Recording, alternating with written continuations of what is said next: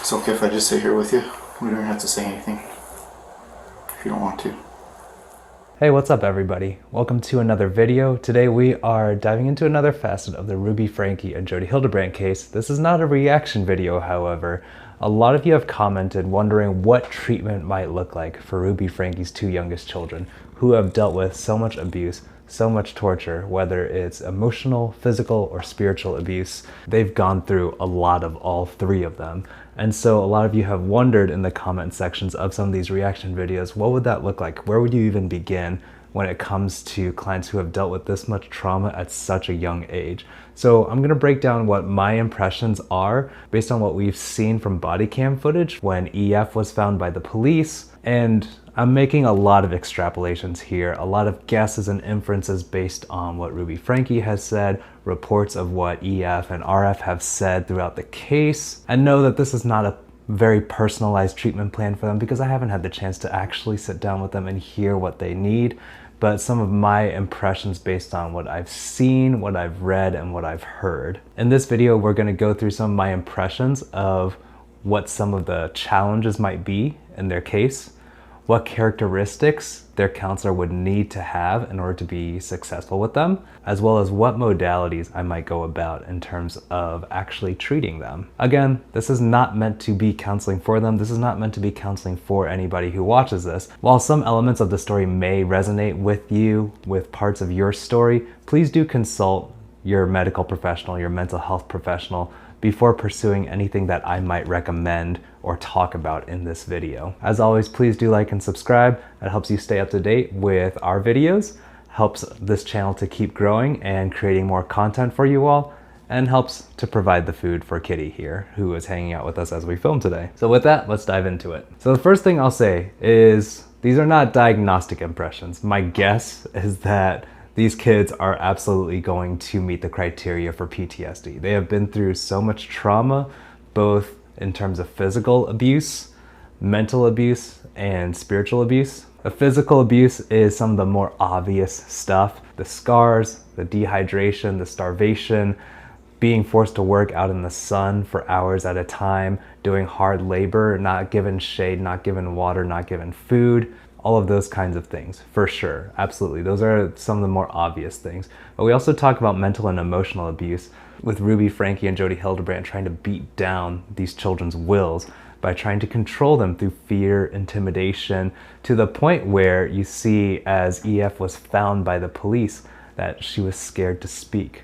She has this distrust of authority figures, whether that's perpetuated by Jodi and Ruby Franke telling them not to trust external authority, or because they've seen that authority figures are scary, they're dangerous in the person of their mother and of Jodi Hildebrandt. You can almost imagine that EF, when the first responders were showing up, the police, the EMTs, maybe she was thinking that this is a test by Jodi Hildebrandt. Would she speak? Would she do something that she was not supposed to? And so there was a lot of distrust and uncertainty just built into every action that these kids might potentially take, because everything was wrong. Everything was a trap when it came to Jodi Hildebrandt and Ruby Franke. I would also say that obviously there's a lot of fear that just surrounds every choice that you see in EF's first interaction with these first responders. When they bring the food, she reaches for it very gingerly and very unsure of herself whether that's the right thing to do or not the right thing to do. You see all of their reassurances don't actually make that much difference to her, because I would imagine that Jodi Hildebrandt and Ruby Franke had said many similar things to her. We're not here to hurt you, we're not trying to hurt you, and this is for your own good. We are looking out for you, we're never gonna hurt you. All of that stuff. She doesn't know whether to trust that anymore, whether she can trust adults to keep their word or to actually mean what they're saying. And so I can see that playing into this decision about like starting to reach slowly for the food instead of, though she was probably very hungry, instead of just reaching for it immediately and starting to eat. She wasn't sure of herself because maybe it's a test. Maybe that's the wrong thing for her to do. What I will say also, outside of the specific trauma symptoms, a lot of the system that Jodi Hildebrandt and Ruby Franke were running lent themselves to a very undeveloped sense of morality. And what I'm talking about is I'm referring to Kohlberg's stages of moral development. And you can see in the graphic here that Ruby Franke and Jody Hildebrandt were encouraging and promoting a system where these kids were stuck in stage 1, which when you're talking about babies and toddlers first developing a sense of morality, what's right and wrong, how do I make decisions, it's all based on punishment.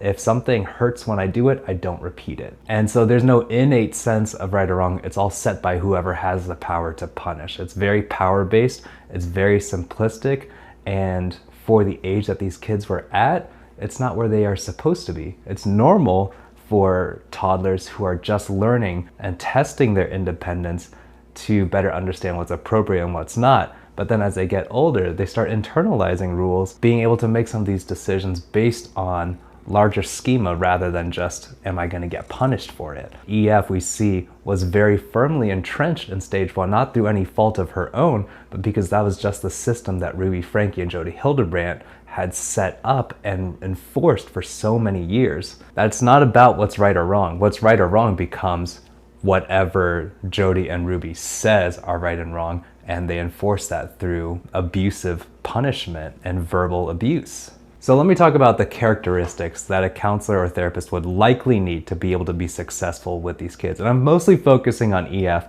because a lot of the body cam footage was focusing on her being discovered and her interactions with the first responders. I think the first thing that needs to happen is that whatever mental health professional she might see needs to be very consistent. The reason I say that their therapist would need to be very consistent is because there has been so much instability, unpredictability, especially from authority figures in EF's life. If she's ever going to change her beliefs about this is how people in authority act, or have a sense of security and safety and stability, that needs to start with a trusted authority figure. And that trust is not going to be easily earned either. It can be earned by making very clear, direct promises and following through very clearly on those promises. Because as we see in a lot of Ruby Franke's journals and phone calls, what she says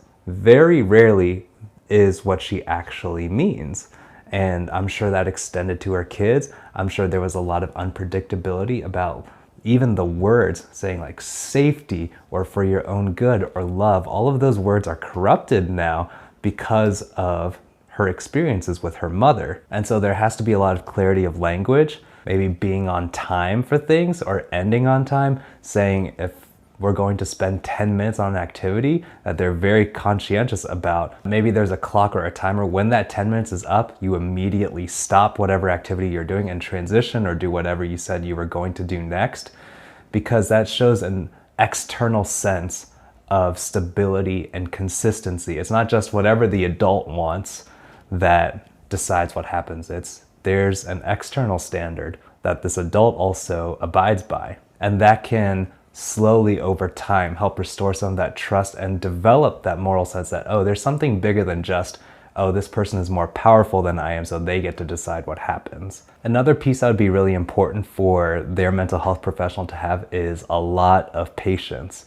From somebody who has worked with clients who did not want to be in therapy before or who did not trust the process because of past traumas or past hurts, sitting there with the kid, trying to help them, but not getting any response for an hour is very challenging. And that police officer that first found her found that out firsthand, that she was just sitting there, not responding, not saying anything, not even really acknowledging if she had heard him or not. And I think he did a good job of doing what he could, trying to be very clear and concise and direct, allowing her to have her own boundaries, allowing her to not move if she wasn't ready to move or if she wasn't ready to talk, not forcing her to that. And her eventual therapist or mental health professional is going to have to do much of the same. Naturally, these kids are going to be slow to trust. Naturally, they're going to be reluctant to share anything vulnerable, anything that could give someone an edge over them. They're going to be naturally self-protective because of their experience. their mental health professional needs to be okay with that, needs to recognize that for what it is, not necessarily reluctance to be in therapy, not necessarily being defiant or difficult, but that this was the last way they knew to protect themselves. And so if they do enter a therapy process, they're going to be testing out these new circumstances. Can I actually trust this person? And maybe there will be kinds of tests along the ways. Maybe they start pushing boundaries a little bit in some way or another. The clinician is going to need to recognize that that's not them acting out or being difficult, but just like, can I really trust this person to follow through on what they've said? They said they're safe. Can I actually trust that? Can I actually believe that this time? And so that leads me to the final part of this video, where we're going to talk about the potential processes that might be helpful in helping these kids to heal, recover, whatever term you want to use, from this trauma. And one thing that I do want to clarify that I've talked about in comment sections of other reaction videos, no therapy is going to restore their lives to the way they were before all of this abuse happened. But there still can be healing done, there still can be recovery done, and that's the work that I want to talk about. I think there's a strong argument to be made, considering their ages as well as just the ways that they've been abused emotionally and verbally. Somatic therapies like Jesse Hildebrandt has talked about could be very helpful in their cases. Somatic therapies I've talked about in my Jesse Hildebrandt reaction videos are focused on connecting with our emotions, connecting with the experience of our emotions, allowing ourselves to feel those feelings rather than pushing them away or externalizing them or rationalizing them, reconnecting with that sense and allowing ourselves to heal. Because one of the protective things that happens during trauma is sometimes we dissociate, sometimes we disconnect from our feelings because they're just so intense that I'm sure EF and RF experienced such strong emotions that it was easier to just cut off and disconnect from those feelings. If I don't feel them, then it's easier to survive. And that's not really a conscious choice. It's something protective that happens when we face trauma, and especially repeated trauma like in their case. So I'm not going to dive too much into that. If you want more of the details about somatic therapies and internal family systems that Jesse Hildebrandt talks about was very helpful for them, go ahead and check out that video. That will be linked in the description below. Another potential course, maybe when they're older, because it's very narrative and discussion and cognitive based, is cognitive processing therapy. Now, this was a therapy that was originally designed for veterans based off of cognitive behavioral therapy principles. But what CPT focuses on is stuck points. These are certain beliefs that get hardwired into us by trauma.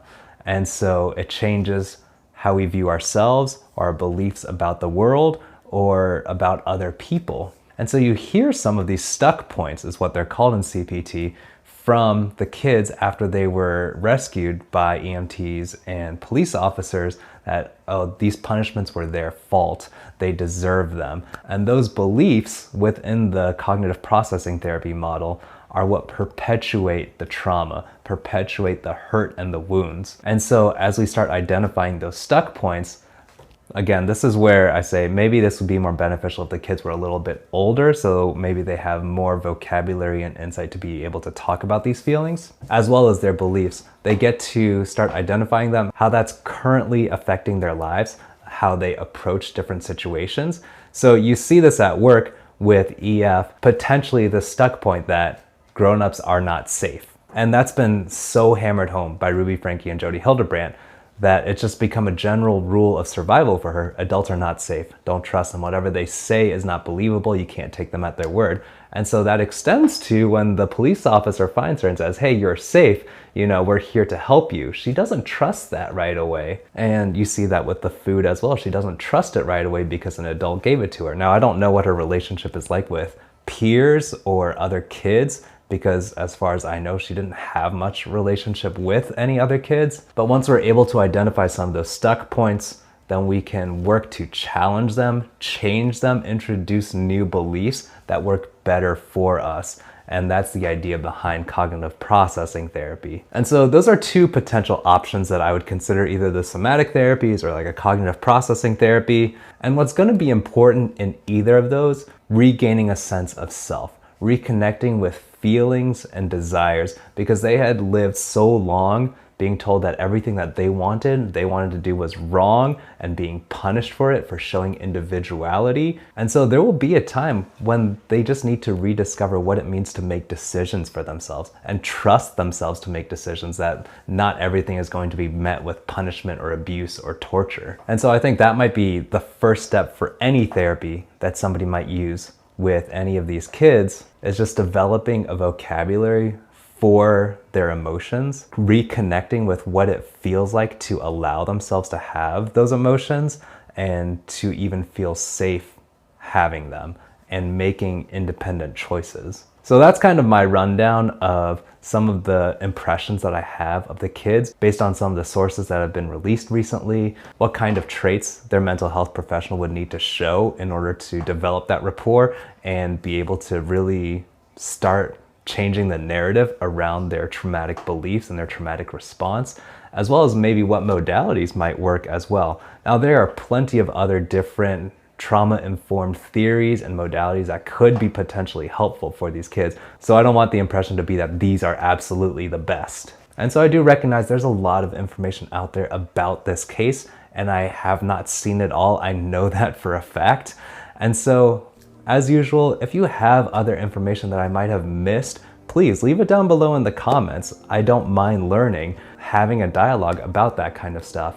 But do understand that if I had incomplete information about some piece or another, that may lead me to draw incorrect conclusions. So I do look forward to your comments and your engagement. And I do appreciate this community also for the ways that we support each other, have dialogues about different opinions without getting too personal about it. I think that's something that's really special about this channel and this community. So as usual, thank you so much for watching this video. Please do like and subscribe, stay up to date with our content, continue helping our channel grow, and especially as we're talking about some of these really important mental health aspects of the Ruby Franke and Jodi Hildebrandt case, I think this one really in particular focuses on the most important part, which is these kids, the victims in this case, who have a really long journey of healing ahead of them. I do wish them all the best. Thank you all so much for watching this video. I'll see you all next time.